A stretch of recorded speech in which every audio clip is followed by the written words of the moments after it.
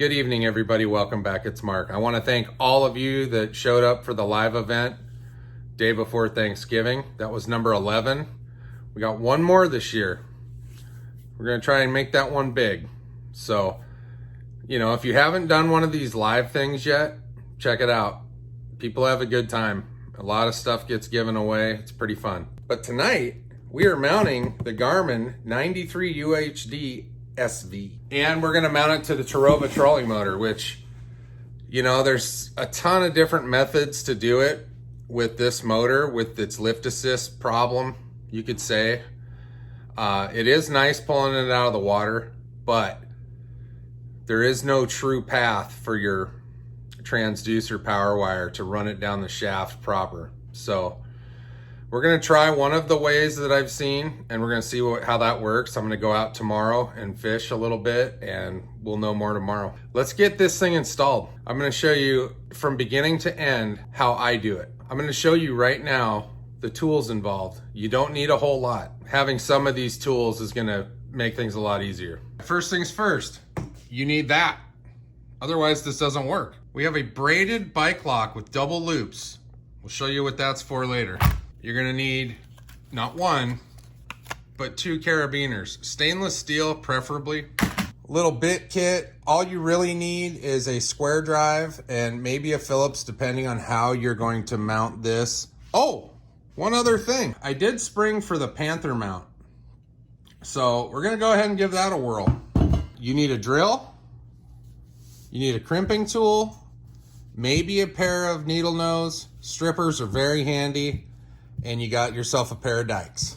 I'm a big fan of heat shrink, so I have a heat gun and I have some heat shrink to go ahead and encapsulate these butt splices. That's all you need. Now we're gonna step over here. This is where your power is gonna come out. It basically goes all the way back to the battery, trailing with the trolling motor wires. So something that does happen here, for those of you that don't know, it is fused under your dash. I will show you that. But right now, the fuse is pulled, so we're safe to work on it without blowing any fuses or doing any damage to the unit itself. The thing we gotta do is provide power for our unit. I'm gonna clean these up, strip them, and we'll have some fresh wire to go to. And notice, I don't have a whole bunch of wire sticking out. It's just not necessary. You just need enough to get the connector on. That's all you need. About 3/8 of an inch of fresh bare wire. Now you wanna go ahead and twist it so when you go to stick it in the butt connector, there's no frayed wire sticking out. I told you guys we were gonna heat shrink these, and we are, just not yet. So what's gonna end up happening is when I go to put the transducer power wire on this, then we will slide that up the transducer wire and then pull it back over everything. But for now, we are gonna go ahead and crimp this. There's one down. Give it a little tug just to make sure you got a good solid seat. And we're gonna do this guy. There you have your power and your ground. Now we're ready to mate up the power for the Garmin. There's no reason to just cut all this wire off in case you wanna sell it down the road. Somebody might need this. So we're just gonna cut it off, put a little tape on the ends, and call it good. If you'll notice, there's 4 wires coming out of this guy. Okay, we got power and ground, and then you got brown and blue are NEMA connections, which I am not gonna use. So I'm basically gonna clip these off and just tape them back. This is gonna blow some of your minds, but all this is a common fuse holder, and I'm gonna cut it off because it is fused under the dash, like I said, and you don't need that. And we're gonna have our ground, which I am going to cut off about 7 inches of that ground to even up the ground in the power wire. There you go. Like I said, we're gonna go ahead and cut those guys off. All right, now the next thing we wanna do is put our heat shrink on. We wanna sleeve them over these wires. And basically what we're looking for is about that much heat shrink times 2. So, and it's not an exact science, you guys. You just want complete coverage over those connectors. You can measure these up and have them be pretty close to the same. We're gonna go ahead and do the ground first, which is your black wire. Giving it a nice twist. Identify your black wire and your red wire so you don't hook up the wrong things, folks. We're gonna go ahead and crimp. Now you don't wanna crush them too hard because you will eat right through the plastic and then it kind of defeats the purpose. Now you just slide this heat shrink over your connection like so. We're gonna go ahead and heat these up together once they're crimped. We're gonna guide our wire in there and now we're gonna crimp. Got a nice solid connection and we're gonna feed this over like so. And that's that, everybody. That really is as simple as that is. I do have some extra shrink wrap, so we'll just do something like that with those guys. Before I mount the Panther mount up here, I want to get all this stuff put away, routed properly, make sure that when I drill through this, I'm not going to puncture any wires. That is key. Now, like I talked about, you see right here, this is my wiring right here for the puck. I want to keep this well away from where this is going to mount. What's going to end up happening probably, I think because of the weight of all of this, I want to go through the top plate and through the next plate with some sort of a self-tapper, just for the maximum rigidity. All right, the power wire is basically done now. All we need to do is wire manage it into a nice roll with zip ties, and that's done. We're gonna move on now, and we're gonna get the transducer attached to the Terrova, which is what I think a lot of people wanna see how that's done.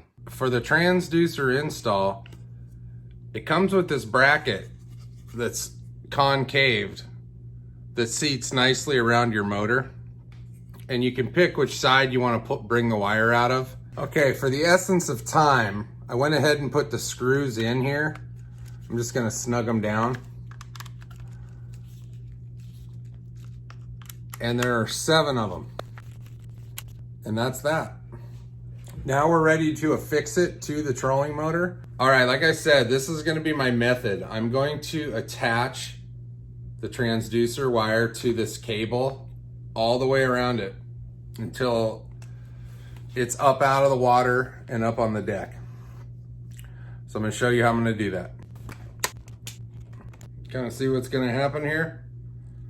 As the motor comes up and goes down, it's going to expand and shrink. I forgot to mention, you will need a nut driver unless you want to use a flathead when you go to put this hose clamp on.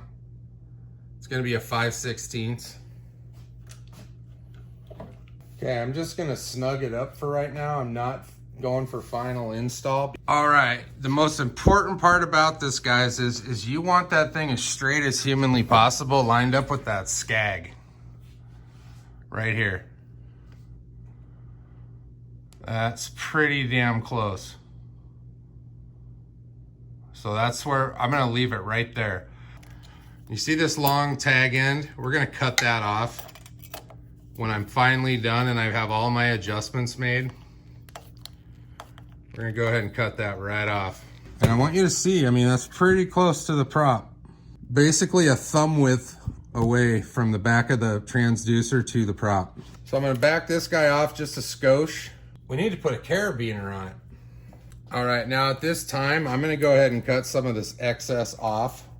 So essentially how this is going to work is I'm going to have this clamped and I'm going to screw this down as tight as I can. It's already secure as hell in the back. I need to make this where this guy is going to connect and suck up to here.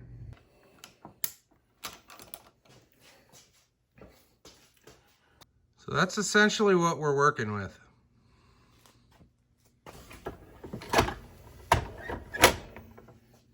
All right, now comes the fun part. I'm going to go ahead and zip tie the transducer wire through all of these coils all the way up to here, and then it's going to jump out.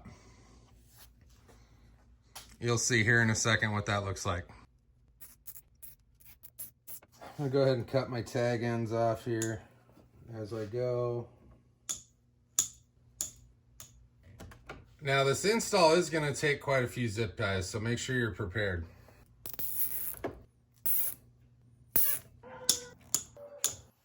Okay, before we go any further, we want to test for power. So my power's right here. I want to plug him in. First, you want to connect that fuse under the dash. It's under here, and I have a bunch of crap. This is your fuse holder for the front bow for the fish finder, indicated by the red and purple wire. You'll have a 3 amp fuse factory installed. I've bumped mine up to a 5 amp. Do what you want, but that's what I've done. Oh, a shock top. Look at these guys I picked up, by the way. It's that kind of season. Crawdad pattern crankbait, banging off the bottom. And I got myself a Storm Wigglewort. I kind of like this color, so I picked him up. I've never had a bunch of Storm crankbaits, so I'm gonna try this guy. Yeah, I want to test for power, because if you don't have any power, you're gonna be doing this again. Sorry about that light. Well, there you have it. We got power, we got our transducer run. All we have left to do is mount the Panther fish finder mount. So we're gonna shut this baby down. You just hold the button, does its thing. I'm gonna unhook it for now. I just want it out of the way. There's no reason to be drilling and making a mess. This is the money right here. The rest of this stuff is cheap. And remember, when you're driving these screws to put this panel back on, you don't have to bury them. Just a little snug and back off, because what you can do is strip these holes out, and then you got to upsize your hardware.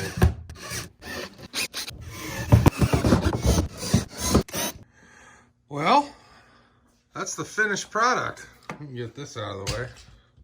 Look at that guy. Plenty of room for the trolling motor plug. I was a little concerned about that, but non-issue. Fits perfectly. I find this fascinating. Right here, this is like a separate plastic clip. Instead of having a screw on that's attached to the cord itself, you plug this in and then you pinch this around that. I don't know why they just didn't put a screw on there. Weird. Then they have this metal ferrule deal that's supposed to help with interference, which I've never seen before, but I just threw it on there anyway. All right, so in a nutshell, that's what it looks like. We got carabiner going through this pin here, and we got another carabiner just attached. Gives it a little more freedom. And you can see, I'm gonna put more zip ties on this, but you guys get the idea. I wanted the cable on the inside, just in case you do run into something or whatever. It's protected somewhat. But I'm probably gonna go ahead and add a zip tie on each ring all the way down. I wanted to show you the main principle of what I'm doing here. That's what it looks like installed. And we'll deploy it one more time just so you can see that. Everything just comes out nice and fun together. I'm sure some of you are like, why didn't you wrap this around the shaft? Well, I want to see how this does, and if it works, I'll just unhook it there and wrap it around the shaft and try that. But for now, I just want to see if this rotation is going to be good. But that's it, guys, in a nutshell. We're gonna see how this cable system works. I really don't know. It goes up and down really nice, doesn't bind up, doesn't pinch. We're gonna have to test it on the water tomorrow to really decide. A little FYI, I only turned this on for a couple minutes. I was always told never to leave your fish finder on with your transducer out of the water, because they will get hot and you don't want that. I'm gonna go ahead and deploy it one more time because I'm gonna fish.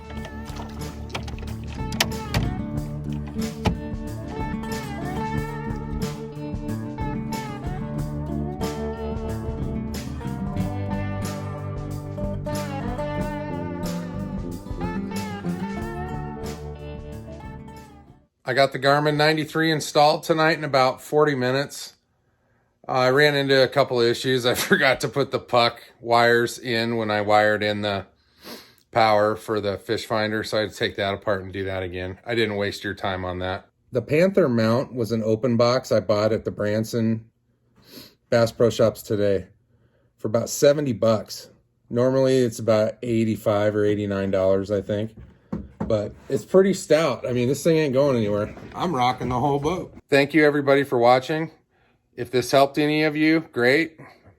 I'm sure a lot of you already know about all this, but some of you don't.